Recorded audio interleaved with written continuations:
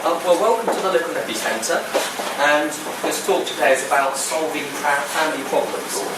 I am Colin Mitchell, and I'm a divorce solicitor, which might conjure up some negative thoughts and images in your mind, and I wouldn't blame you. Certainly in the last 10 years or so that I've been dealing with and helping families solve their problems, divorce and unmarried couples, I think I've seen probably the worst in what people can say and do to each other, and that's not necessarily just the divorce solicitors themselves. But it doesn't have to be like that. I'm delighted to be here today with my colleagues Samantha Lincoln and Graham Cole, and also, I think most importantly as well, Annette Harwood of Dorset Family Matters Service, to help guide you and help you guide other people on how there are other options to sort out family problems. We can help people improve how they deal with their problems. We can help them, the adults and the children who are often affected by what happens as well. So right now I'm going to hand you over to Graham. He is going to ask for some audience participation, so please don't be shy. You can remain seated, don't run away please. So Graham's going to ask for you to have some input today. Good morning. Just a brief rundown. I'm going to discuss with you matters associated with family breakdown.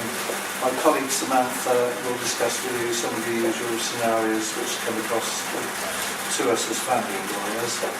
Annette is going to discuss the effects which difficult family matters will have on families and children. Colin then is going to have a more aggressive approach as to what can be done with speech practice. Okay, so there is going through Parliament at the moment a second reading of a bill relating to residence and contact, and one of the matters that they're dealing with is the amount of time that each partner spends with the children. And the idea behind that is that much time is wasted at court on divorces, where the parties are bickering about who's going to have the children for what time. And this new bill is going to hopefully reduce a lot of the time and attention related to that. Breaking up without breaking down. Some of the most traumatic events which a person can have in their lives are divorce, moving house and family bereavement.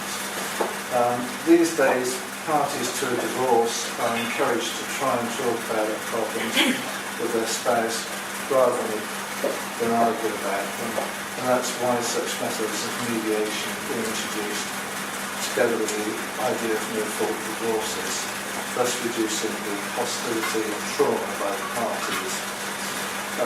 Years ago, there was very little practical help for parties going through a divorce to getting through the trauma, but now we have such organisations as Annette Harwood's Dorset Family Matters Services, where one party can discuss the problems with a sympathetic mentor to take some of the pain out of the proceeds.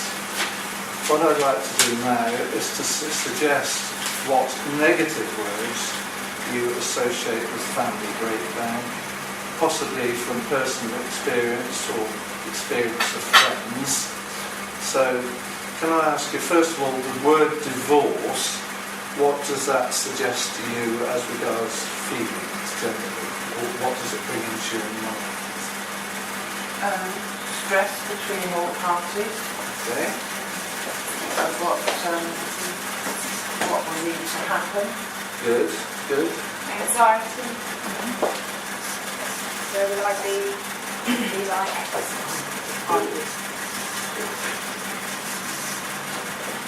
Acrimony. Yeah. You've got the difficult words.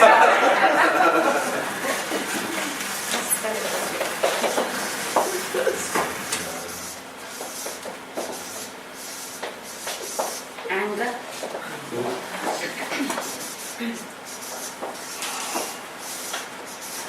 Uncertainty.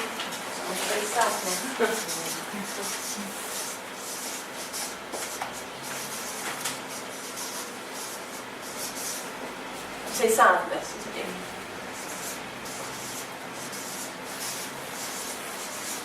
A sense of failure, like you should always make it up.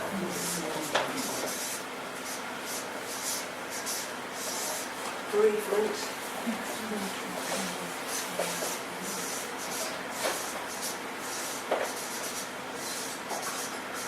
Having to choose between one person, having to make a choice. Yeah, that's a good one. Disruption.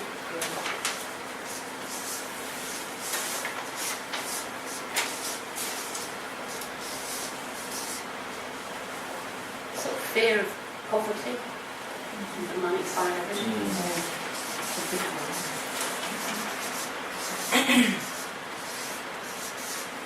Gosh, that's really, really awful to see all that down on a piece of paper, Yes. isn't it? But it's very negative, isn't it? Yeah. And what we need to approach is ways of making this into positive proposals for the future. So Sam's going to talk about some of these problems that we have in relation to clients generally, and then Colin's going to talk about ways forward of dealing with these problems. Okay, I'm going to talk about the 3 generalised scenarios we come across with families. I'm going to sort of try and do it in picture form.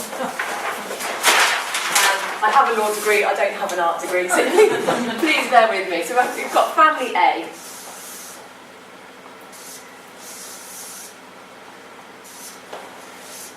Family B.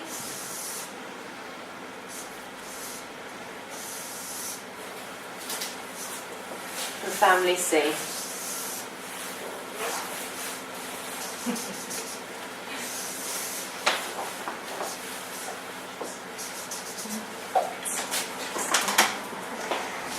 Okay, I mean obviously all the circumstances in relation to any divorce or any family matter are all different. They all have their own uniqueness to them. So what I'm saying is sort of a generalised approach, but I think it gives you an idea.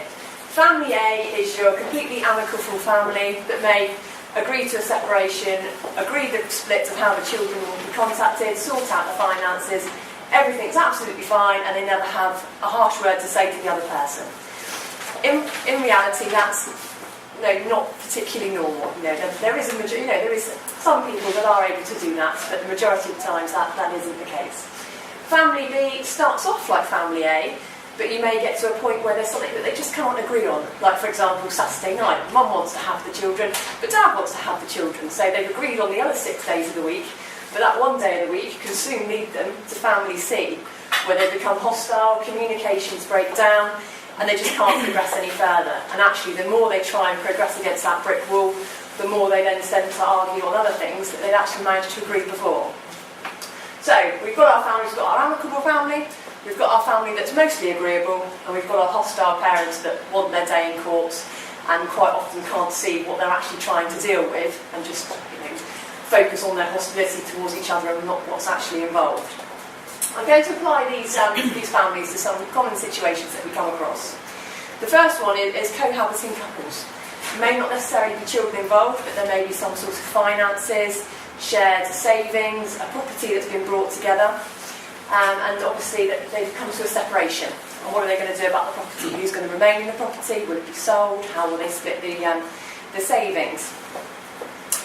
They may be family A and they're able to agree, well, we both put 50-50 into the house, that's fine, we'll divide it 50-50.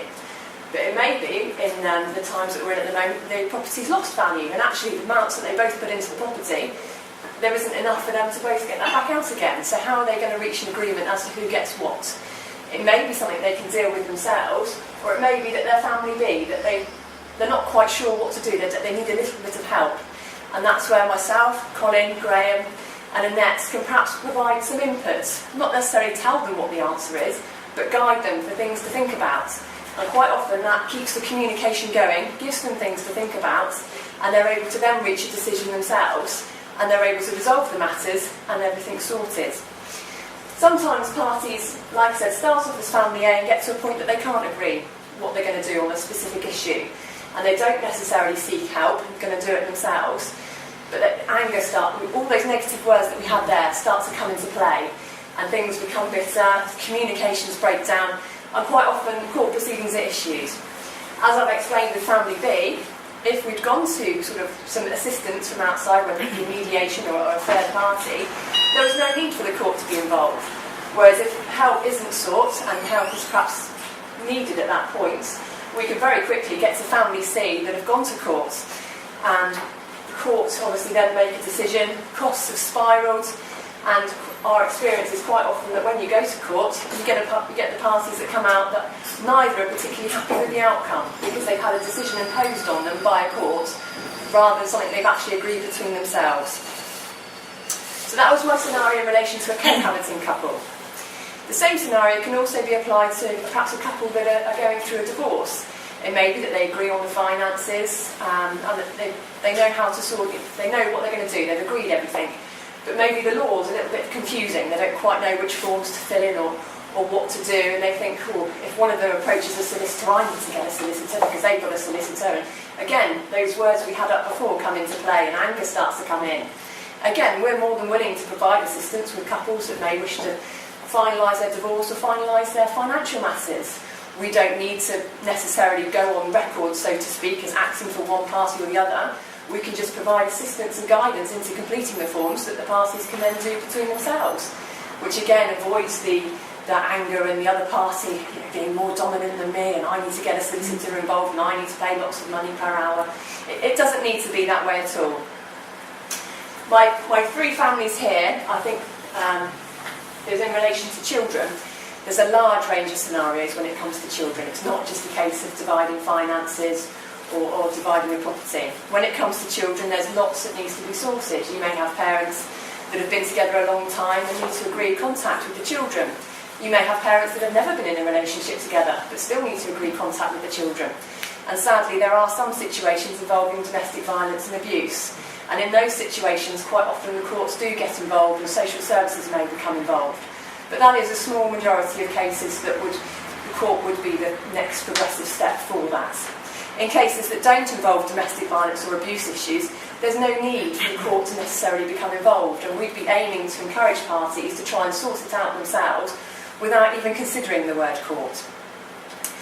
With family contact matters now, the courts will not actually allow any applications in relation to children matters to be issued unless the parties have at least first attempted mediation. Like I said, in cases of domestic violence, this isn't necessary and there's an exemption to that, but I'm focused on the cases other than those. So the court would have expected parties to have at least attempted a mediation session and obtained a form to say that they've gone to mediation, at least tried it. Quite often parties find that when they go to mediation, they're able to sort it and no application needs to be submitted. Whereas in other instances, they've got all those anger words in their heads and they go to mediation as a formality and they're aiming to get to court, which obviously we try and encourage parties not to do. The ideal situation in relation to child contact is obviously for the parents to try and agree things between themselves. In a perfect world, they'd be able to sort out exactly who has the children when. We'd never see them, the court would never see them, and that would be absolutely fine. But like I said, sometimes people do get to a point that they agree majority of issues, and there's just one tiny thing that they can't agree on. And very quickly that can spiral into hostility and can lead the parties to unfortunately end up in court. Like I said before, the court solution should not be necessary in the majority of cases, and the outcome of going to court is often not what was desired by either party. Because like I said before, it's the judge imposing a decision on both of them rather than them agreeing between themselves and reaching a decision. And you can quite often be left with two rather unhappy parties and rather empty bank accounts. If help is sought when parties start to become stuck, this is family B, we can sometimes refocus their attention. We can say to them, look, you've agreed 6 days of the week contact, it's just this 1 day a week contact. And we could provide suggestions of what they could do and maybe things to think about. And they could go away and think, oh, actually that's a really good idea. And they can start bouncing suggestions back off each other, and hopefully that will lead to some sort of agreement, and then there's no need to issue a court application. So in summing up, in an ideal world, all families are family A. They agree everything between themselves and everything's sorted. Unfortunately, in a more realistic world, it's more family B. They can agree on most things, but obviously we all have a difference of opinion in everything, and sometimes that can lead to difficulty. With a little bit of help and a little bit of reassurance by a third party, they can very quickly go back to family A and can avoid the hostility and the anger. And then family C, court is not a recommended option in the majority of cases. An attempt should be made in all cases to try and avoid this route. I've just got a little clip I want to show you from Judge Judy. I mean, obviously this is very American, but I think it sums up nicely sort of the court's approach to parties that try to go down the family C route. Don't feed them. Do you have an ongoing custody case? Yes, we do. Your Honor, this is not And related to I custody. just a This is only just a about this second. now. Yes, Your Honor. It's not about what is good for the girls, it's what is best for him, according to him. And he is doing malicious accusations against me because he's told me very clearly that he wants the girls for himself. Ms. Toledo, that may be. Do you want the girls for yourself? I want custody of my daughters, yes. He wants custody of his girls himself. That doesn't make him a bad person. When you're fighting dirty like that, Now listen to me. You want your girls yourself.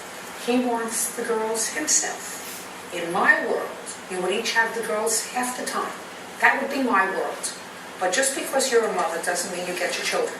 That's not the state of the law in this country anymore. And nor should it be. So if Mr. Caldwell had a girlfriend, He's married. Listen to me. Why don't you listen?